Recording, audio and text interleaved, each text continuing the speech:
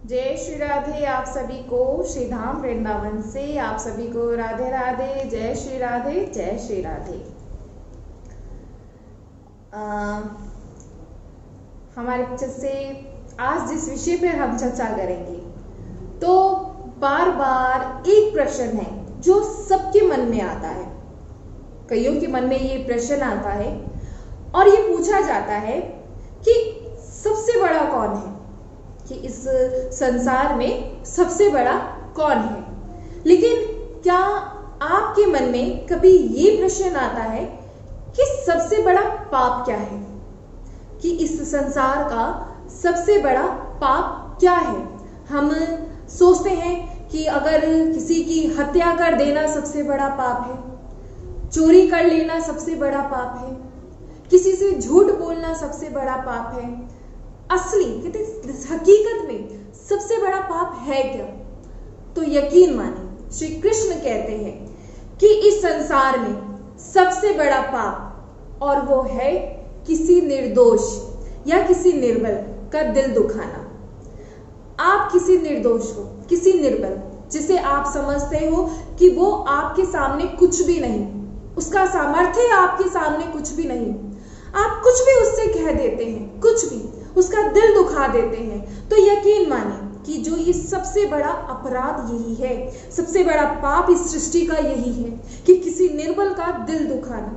हम सोच लेते हैं, हम कैसे सोच लेते हैं कि सामने वाला व्यक्ति जो है उसमें कोई सामर्थ्य है ही नहीं, वो कुछ कर ही नहीं सकता और ये मुझे कैसे जवाब दे सकता है, मैं इसकी कैसे सुन सकता हूँ। ना जाने ऐसे कितने कितने प्रश्न होते हैं और हम ना जाने कितनी गलत फहमी हमारे मन में होती है कि जो हम प्रभु से भी बढ़कर अपने आप को मान लेते हैं। जरा सा प्रभु हमें कुछ ऐसी सुविधाएं नहीं दे देते, कुछ ऐसा धन दे देते हैं थोड़ा सा भी, तो उसमें हम इतना अभिमान करने लगते हैं कि हम सोचते हैं कि हम सर्वशक्तिशाली हो चुके हैं और सामने वाले व्यक्ति की कोई हम उसका कोई मूल्य ही नहीं सोचते कि उसका कोई मूल्य भी है। हम सोचते ही नहीं है। हम किसी रिक्शे में बैठे हैं, कोई रिक्शा चालक चला रहा है, तो अगर वो हमसे कुछ कह दे तो हमारे आत्मसम्मान, कहते हैं हमारा जो आत्मसम्मान हमें ऐसे लग जाता है कि इसने हमें ऐसे कैसे कह दिया, ये एक रिक्शा चलाने वाला ये ऐसे कैसे कह सकता है। तो एक बात बताइए कि कोई अगर रिक्शा चलाता है, अगर आपके सामने आप सोचो कि उसका कोई सामर्थ्य नहीं है, तो आप उससे कुछ भी कह सकते हैं। हमारा इतना हक है कि हम किसी से भी कुछ कह दें। यकीन मानिए, श्री कृष्ण कहते हैं कि सबसे बड़ा जो पाप है ना, वो किसी निर्दोष का दिल दुखाना, किसी निर्बल व्यक्ति को उसको दबाना, ये सबसे बड़ा पाप है।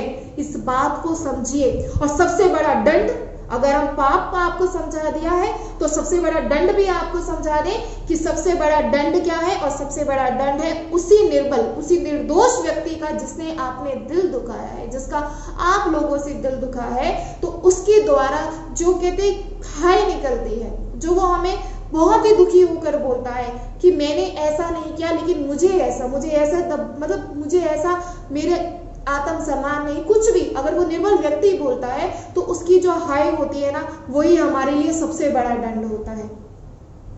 इसीलिए इस बात को समझिए, इस संसार में, इस विश्व में कोई छोटा बड़ा नहीं है। हम इतना अगर ज्ञान अपने मन में रखें, अगर हम ज्ञान बोल लीजिए या हम समझ रख लीजिए, जिस दिन हम इतना ही सोच लेंगे, यकीन मानिए उस दिन क्या हम प्रभु कहते हैं, हम ये सब चीजें जो ये हमारे अंदर जो ये आत्मसम्मान की बात आती है, हम सोच लेते हैं कि हम बहुत ज्यादा बलशाली हैं और अपने बल पर हम सब कुछ कर लेंगे। यकीन मानिए कुछ नहीं कर सकते, कुछ भी नहीं। हम अपने बल पर करना, आप अपने बल पर तो आप करके देख लीजिए, हर बार आपके अनुसार ही, कहते क्या हमारे अनुसार ही सब कुछ होता है। जो हम सोच ले आज तक जीवन में, जो हमने सोचा क्या वही हुआ है।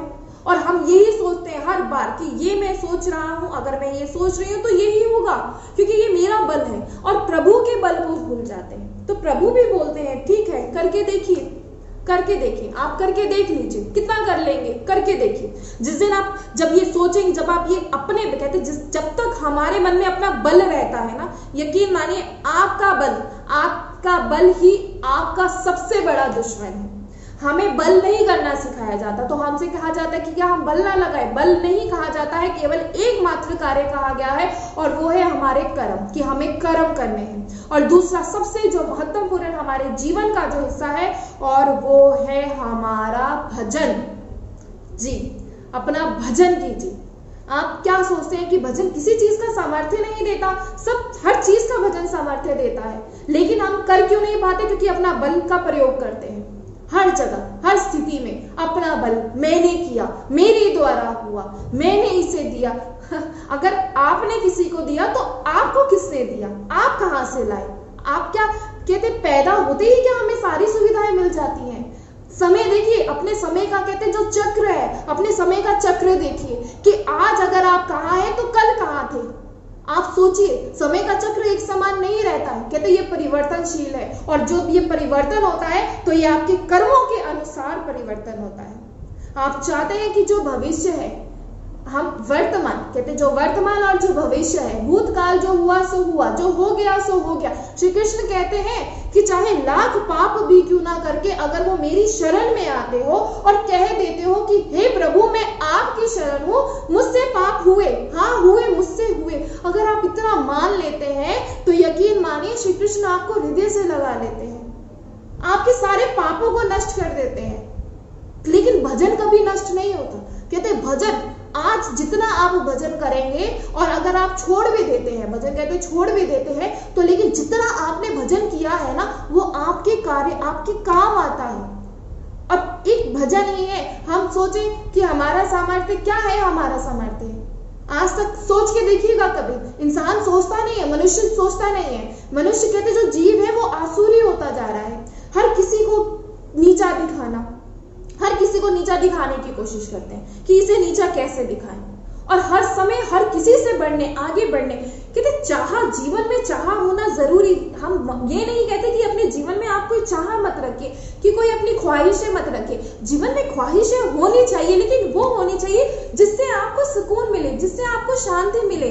आज हम सोच रहे हैं कि आज हमारे पास केवल एक स्कूटर है और हम सोचे कि नहीं हमें ऑडी कार चाहिए, तो वो जो ऑडी कार कहते जब तक आप उसे नहीं पालेंगे तो जो आपका मन है वो आपका क्या रहेगा? कलेशित ही रहेगा। ना वो भजन करने देता है और ना ही वो सुख, कहते हैं हमें सुखी से रहने देता है, कुछ नहीं करने देता। इसलिए इस बात को समझिए, जो जीवन का सबसे बड़ा पाप है ना, तो वो सबसे बड़ा पाप है किसी निर्बल का दिल दुखाना, और सबसे बड़ा दंड है उसी निर्बल के द्वारा, अगर उसी निर्बल व्यक्ति के द्वारा अगर कोई हाय हमें लग जाती है तो वही सबसे बड़ा दंड होता है। इसलिए इस बात को समझिए।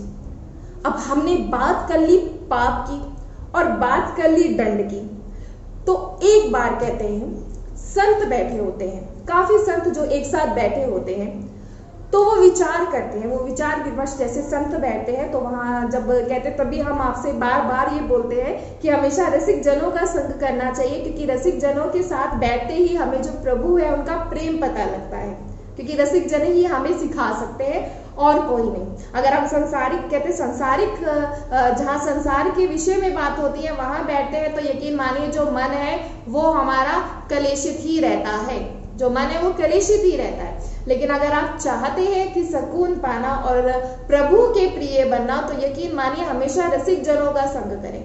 और अपने जीवन में गुरुदेव कहते बार बार, हम आपको बार बार, क्योंकि गुरुदेव ही एक हमारे जीवन में होते हैं जो हमें सही मार्ग दिखाते हैं। हम भटकते रहते हैं, जब तक हमारे जीवन में गुरुदेव नहीं होते ना, यकीन मानिए इस जीवन का हमें नहीं समझ में आ पाता कि जीवन कैसा है, जीवन क्या है और जीवन का उद्देश्य क्या है। बार बार हम आपको बताते हैं कि भजन करने का मतलब ये नहीं कि हम सब कुछ छोड़ दें, भजन करने का मतलब ये नहीं होता। आप गृहस्थ में रहते हुए भी खूब भजन कर सकते हैं, खूब, लेकिन हम करना नहीं जानते और ना ही करना चाहते हैं, और सोचते हैं और कहते हैं क्या, बहुत से जीवों के मुख से सुना जाता है कि क्या मिलता है भजन में, क्या मिलता है भजन में, कुछ नहीं मिलता। तो आपने कभी भजन करके ही नहीं देखा, करके देखिए, सब कुछ मिलता है। आप जब अपने इस बल को हटा दीजिए, अपने कर्मों पर विश्वास कीजिए और कर्म हमेशा अच्छे कीजिए और सब कुछ प्रभु पर छोड़ दीजिए। जैसा मैंने कर्म किया सब कुछ आपको अर्पण है, बस इतना छोड़ दीजिए और फिर देखिएगा तो कि इसी प्रकार अब हमने बात करी कि सबसे बड़ा दंड क्या है, सबसे बड़ा पाप क्या है, और इसी प्रकार एक बार संत सभी बैठे होते हैं तो वो विचार विमर्श करते हैं और ये पूछते हैं कि सबसे बड़ा कौन है इस विश्व में, इस संसार में, इस सृष्टि में सबसे बड़ा है कौन। तो सब अपना अलग अलग अनुभव बताते हैं। तो एक महानुभाव ने कहा, जो एक संत होते हैं वो कहते हैं सब में बड़ी पृथ्वी है। इस सबसे बड़ी कौन है? पृथ्वी है, जो सबको धारण करती है। आप कभी सोचिए इस सृष्टि की जो रचना है ना कितनी सुंदर है।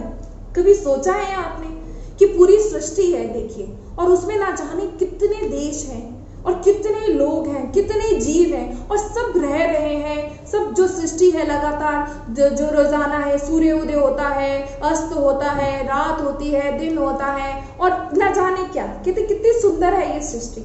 और ये मौसम परिवर्तन होते हैं। कभी सोचिए एक कहते बीज होता है, वो भी देखिए छोटा होता है, पेड़ कब वो पेड़ बन जाता है, छाया देता है, फल देता है, न जाने कितनी सुंदर है ये सृष्टि। तो एक संत जो है वो कहते हैं जो इस संसार में जो सबसे बड़ा है वो है सृष्टि, वो है धरती। तो जो दूसरा संत है वो कहते हैं कि इस पृथ्वी पे सबसे बड़ा है समुंदर, क्योंकि समुंदर सबसे बड़ा कैसे है। हम सभी जानते हैं कि जो इस पृथ्वी का जो 70% भाग है वो समुंदर है, और जो 30% भाग है वो है पृथ्वी। तो दूसरे संत कहते हैं कि इस संसार में सबसे बड़ा है, जो सबसे बड़ा है वो है समुंदर। और समुद्र का कहते हैं जो क्षेत्रफल पृथ्वी से दुगना है। तो तीसरे संत होते हैं वो बोलते हैं कि समुद्र से बड़े तो श्री अगस्त्य जी हैं, जिन्होंने समुद्र को चुल्लू में भरकर पी लिया था। श्री अगस्त्य जी थे जिन्होंने समुद्र को चुल्लू भर के, बिल्कुल जैसे एक चुल्लू भर पानी होता है उसी को लेके वो पी गए थे। तो सबसे बड़े श्री अगस्त्य जी हैं। तो चौथे बोलते हैं समुद्र सोखने वाले अगस्त्य जी आकाश में एक तारा बनकर ही रह गए, केवल एक तारा। जब सूर्य का उदय होता है तो अगस्त्य तारे का पता नहीं चलता। कहते तारे कहीं जाते तो नहीं है, लेकिन जब दिन का जो सूर्य का प्रकाश होता है उस प्रकाश में जो तारे हैं वो नजर नहीं आते। इससे सिद्ध हुआ कि अगस्त्य जी तो सूर्य से ही बड़े हैं। तो पांचवें सज्जन जो है वो समर्थन करते हुए बोलते हैं कि इस बड़े सूर्य भगवान चक्रपाणी ने नेत्र स्थानीय मात्र है। यानी अब सब ये सोचते हैं कि इसमें सबसे बड़ा, सबके जो विचार विमर्श है सब अलग अलग बोलते हैं। अतः सूर्य से बड़े जिन्होंने इस सृष्टि की ही रचना की तो सबसे बड़े तो भगवान हुए। हम अभी जो विचार कहते हैं, जो अभी हम कोई बोलता है कि अगस्त्य जी बड़े हैं, कोई बोलता है धरती बड़ी है, कोई बोलता है सूर्य बड़ा है, और लास्ट में कहते हैं सब क्या कहते हैं कि सबसे बड़े तो भगवान है, कि जिन्होंने इस सृष्टि की रचना की है। अब जरा आप सभी ध्यान से सुनिएगा। परंतु यह मत भी सर्वमान्य नहीं रहा, लेकिन इस मत को भी कहते हैं आगे, कहते इस मत से भी कोई भी किसी को तसल्ली नहीं हुई। किसी ने नहीं माना कि हाँ जो सूर्य जो भगवान है वो सबसे बड़े हैं। एक महाअनुभव ने अपना मत प्रकट करते हुए बोला कि ऐसे भगवान भी भक्तों के हृदय कमल में निवास करते हैं। यकीन मानिए, अगर आपका मन सच्चा है, आप प्रभु को कहते हैं, हम पे प्रभु नजर नहीं आते, हमें बहुत कईयों के तो उत्तर इतनी जल्दी दे देते हैं कि जो प्रभु है वो तो हमारे हृदय में है, प्रभु कहीं नहीं है, प्रभु हृदय में है। झांक के तो देखो, क्या जरूरत है मंदिर जाने की, क्या जरूरत है दीप जलाने की, कुछ नहीं। अगर जलाना है तो अपने अंदर की जोत जलाओ, और जो प्रभु है वो अंदर है, प्रभु सबके भीतर है, ये बात हम सब जानते हैं। लेकिन दिखते क्यों नहीं? दिखने का कारण इसलिए नहीं होते, इसलिए नजर नहीं आते क्योंकि हमारे अंदर ऐसे कहते जो माया के पर्दे गिरे हुए हैं, जो हमें प्रभु से दूर कर देते हैं, हमें प्रभु से मिलने नहीं देते हैं। ये बोल देना केवल मात्र नहीं होता कि प्रभु सब में है। अगर सब में आप प्रभु कहते हैं, अगर आप कहते हैं कि सब में प्रभु है, तो हर किसी से द्वेष क्यों, हर किसी से क्रोध क्यों, जीव ही जीव का दुश्मन क्यों, ऐसा क्यों? अगर सब में प्रभु है तो इसलिए इस बात को समझिए। तो जो सबसे महान, तो वो कहते हैं कि जो सबसे बड़े हैं वो कौन है? वो सबसे बड़े हैं कहते तो भक्त हैं, क्योंकि जो भक्त हैं उनके, अगर हम कह दें कि भगवान बड़े हैं, लेकिन जो भगवान भी है ना वो भक्तों के हृदय में रहते हैं, तो इसलिए जो सबसे बड़े हैं ना वो भगवान नहीं हुए, वो भक्त हुए, क्योंकि उनके दिल में, उनके हृदय में जो भगवान है वो खुद विराजमान रहते हैं। तो अब आप खुद बताइए, हमें जो भक्त है, हम तो कहते नहीं कि हम भक्त हैं, कहते जो भक्त हैं उनको कहा जाता है कि वो उनको सबसे बड़े हैं। इसलिए हम समझना, कहते सिर्फ समझना हमें है, हम किस प्रकार समझे हम नहीं समझ पाते। और हम आप खुद ही देखिए, जो ये कहते सत्संग होता है आप कितनी देर सुन पाते हैं। हमें लगता है कि ये सिर्फ प्रवचन है और ये हमारा समय का नष्ट करना है। यकीन मानिए, हमारे अगर कभी भी आपका मन चिंतन हुआ, कहते आज की स्थिति में हर किसी का मन चिंतन में रहता है कि रिश्ते निभाना कितना मुश्किल है, और हम बोल देते हैं कि ये कलयुग है, हम बोल देते हैं कलयुग है, कि ये कलयुग की तो अभी शुरुआत है, अभी तो रिश्ते और कहते हैं रिश्तों पे और तार तार होंगे, ऐसे कह दिया जाता है। लेकिन हमने क्या हम इस कलयुग के प्रभाव में आए कैसे, और हम इस कलयुग से बच सकते हैं। बार बार हम समझाते हैं कि जो भजन मार्ग पर चलते हैं उन्हें कलयुग छू भी नहीं पाता। आप इस कलयुग में रहते हुए भी इस कलयुग के चक्र में नहीं आ सकते, लेकिन बस हमने कोशिश नहीं करी है। कोशिश करना हमारे हाथ में। हम सोच लेते हैं कि जो ये प्रवचन है, जो ये सत्संग है, ये सब बेकार की चीजें हैं, इससे कोई फायदा नहीं होता। आप लोग समझते क्यों नहीं? आप लोग समझिए। ये सबसे कहते जो प्रभु से अगर मिलना चाहते हैं ना, तो सत्संग क्यों सुनना चाहिए? सत्संग सुनना बहुत जरूरी है, तभी आप समझ में पाएंगे। आज आपको कहते हम सोच लेते हैं कि क्या करें, कैसे मिले, क्या करें, मन कलेशित है, चिंतित है, मन नहीं लगता, माला लेकर बैठते हैं, नहीं जप कर पाते, भजन सुनते हैं, नहीं सुन पाते, सत्संग सुनने बैठते हैं, लेकिन सारा चिंतन इधर उधर रहता है। इस चिंतन को छोड़िए ना, प्रभु पर छोड़कर तो देखिए हम कर भी क्या कर सकते हैं। कभी खुद सोचिएगा, कुछ नहीं कर सकते, कुछ भी नहीं। हम तनिक भर भी कुछ नहीं कर सकते, हमारा इतना सा भी सामर्थ्य नहीं है। और इस बल को जो हमारा ये जो हमारे अंदर बल होता है ना, बल अगर होना चाहिए तो बल लाओ भजन बढ़ाने का, इसका बल लाओ। ये बल मत लाओ कि मैं सब कुछ कर सकता हूँ, ऐसा मैं सब कुछ कर सकते हूँ। सब में इतना भाव होता है कि मैं सब कुछ कर सकता हूँ, लेकिन यकीन मानिए जो ये जब हम कहते हैं ना कि मैं सब कुछ, हम जैसे अगर एक माता पिता है और अगर हम अपने बच्चे को कुछ भी समझाते हैं और अगर हमारा बच्चा हमसे ये कह देता है कि मैं सब कुछ कर सकता हूँ, मुझे मत समझाइए, तो हम क्या कहते हैं? ठीक है, करो, करके देख लो। एक क्षण को बच्चे को छोड़ दिया जाता है कि ठीक है, करके देखो, अगर तुम सब कुछ कर सकते हो तो ठीक है, करके देखो। लेकिन होता क्या है, वो बच्चा कुछ नहीं कर पाता। कई स्थिति में कर जाता है और कई स्थिति में वो कुछ नहीं कर पाता। इसी प्रकार जो हम अपना मनमानी आचरण करते हैं, अपनी मनमानियां करते हैं, तो प्रभु ने भी हमें छोड़ दिया है। ठीक है, करो, कर सकते हो तो कर लो, और जब नहीं हो तब भी मेरे पास आ जाना। जब इस दुनिया से टूट जाओ, जब अपना बल टूट जाए, जब अपना सामर्थ्य टूट जाए, तब भी मेरे पास आ जाना, तब भी मैं आपको अपना लूंगा। तब भी मैं ये नहीं कहूंगा कि जाओ और करो अपनी मर्जी, जैसा कि रिश्तों में होता है। तो इसीलिए इस माया में ना फंसकर ना प्रभु में फंसिए। जब प्रभु में फंसेंगे, प्रभु की ओर जाएंगे ना, तब ये जीवन बहुत ही सरल लगेगा। और हम जिनके मुख से सुनते हैं कि सब में भगवान है, सब में ठाकुर जी विराजमान है, कहीं मंदिर जाने की जरूरत नहीं, कोई माला जप करने की जरूरत नहीं, कोई पूजा पाठ करने की जरूरत नहीं, और जो कहते हैं हमारा मन नहीं लगता, यकीन मानिए आप करना शुरू कीजिए। और अगर आप मानते हैं कि सब में प्रभु हैं, तो आप अगर सब में प्रभु हैं, हम मानते सब में प्रभु है, तो किसी के लिए द्वेष कैसा, किसी के लिए क्रोध कैसा? तो किसी के लिए क्रोध ही नहीं आ सकता।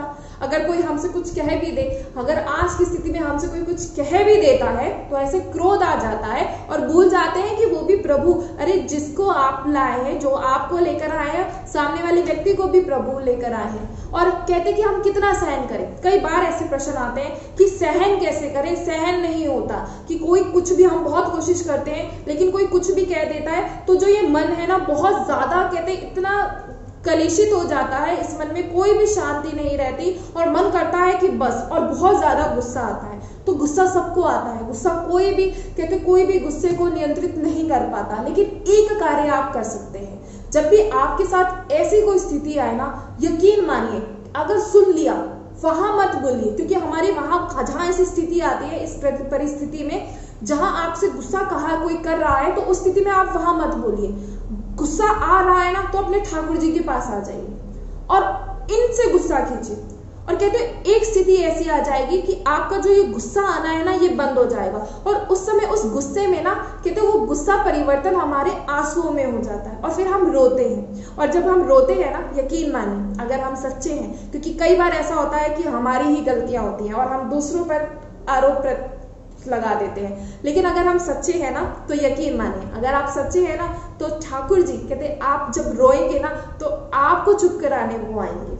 आपको एहसास होगा कि अगर आप रो रहे हैं ना तो आपको कोई चुप करा रहा है। और ये ना ऐसा होता है, आप लोगों ने ना कभी प्रेम पाके देखिए, बहुत प्रेम मिलता है। अभी तक गलत ही फंसे हुए हैं कि आ रहे हैं, सिर्फ दर्शन किया और दर्शन कर कर चले गए, या इससे बात कर ली हमारे दर्शन अच्छे हो जाएंगे, ये हो जाएंगे। बिल्कुल ऐसा मत सोचिए, सच्ची बता रही, किसी के लिए कोई वीआईपी नहीं है।